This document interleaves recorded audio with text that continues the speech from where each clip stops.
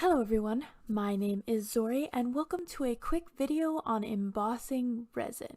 Now I am by no means an expert at this, and while I'll show you how to use it and I'm going to leave links to the products that I use in the description, I just want you to be aware that these two crafts don't mix perfectly. But first let's start with embossing. This is a craft of creating a raised pattern on an object. Mostly used for softer objects you can use an embossing folder with. I'm going to be using embossing powder, which is essentially tiny bits of plastic that when heated create the same raised effect on anything. It can really add something to your pieces, especially when using stamps.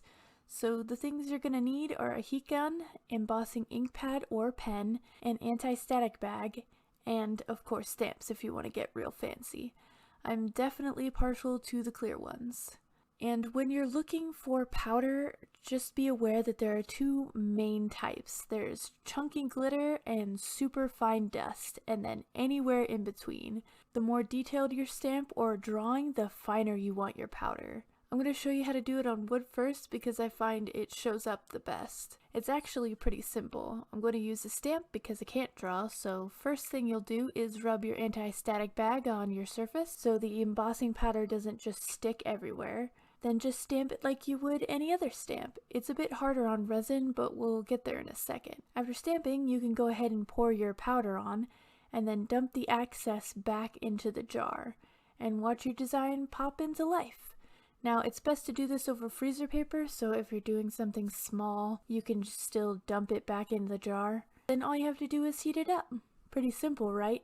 And doing it on resin isn't much harder. Really the biggest difference is when you heat up the powder, the resin can warp because you're heating it back up. So make sure not to leave your heat gun in one place for too long, otherwise you'll get some horrible warping and some bubbling.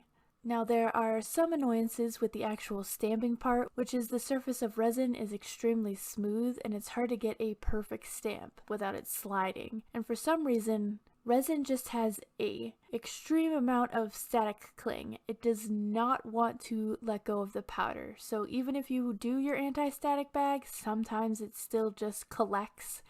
The nice thing about resin is if you mess it up or you do the stamp wrong or the powder's being difficult, you can just wipe it off and start over. And when it does work, it turns out really cool. It could be the extra step that sells a piece. I've found that just doing dips or like bold lines can look just as cool and is way easier.